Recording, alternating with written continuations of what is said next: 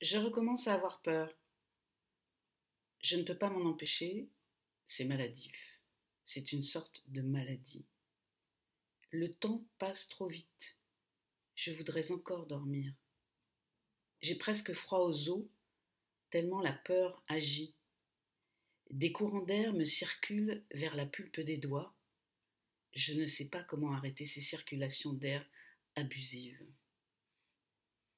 Mais aussi, vous agissez très souvent à la légère, il ne faut pas vous étonner si... Si quoi? Si on vous emmène, tenez-vous tranquille un peu. Vous avez trop de variations de température, on n'arrivera à rien si vous continuez. Vous avez un de ces toupets, un mot que je n'avais pas entendu depuis tellement longtemps, qui a du chien, mais oui. On n'en a rien à braire de vos digressions.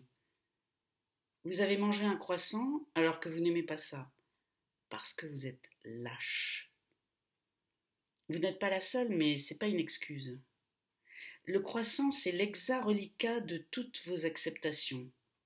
Au beurre. Il me parlait, et ça me berçait. Vous croyez que vous comptez pour du beurre? Vous vous croyez seul dans cet état? Ils en savaient des choses. J'en avais presque oublié la mort de Beckett. Restait à trouver celui qui l'aimait. Et accessoirement le certificat.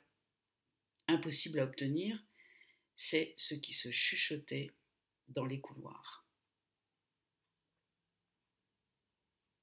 Je voyais à nouveau des gros hommes au torse luisant, marron doré, assis au milieu des gravats du chantier. Il y aurait des cloisons, mais pour l'instant c'était un plateau de béton brut. Ils étaient assis en rond, leur ventre tendu à craquer. Ils étaient obligés de loger là parce qu'ils ne savaient pas où aller sinon. Ils avaient chaud alors que rien n'était chauffé. Ils étaient luisants dans ce grand vide, gris doré.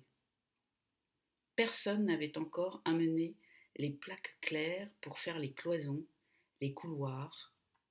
Ensuite, il y aurait toutes les opérations de séparation de l'espace, de création de pièces et les peintures, mais beaucoup plus tard les peintures.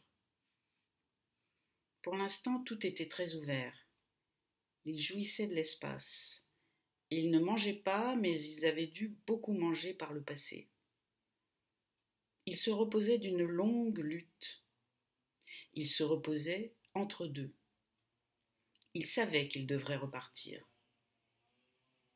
Pour l'instant, ils prenaient leurs aises, un peu comme s'ils étaient dans un hammam, avec des étoffes bleuies, leur servant à la fois de siège et de légères couvertures pour le haut des jambes, le bas-ventre.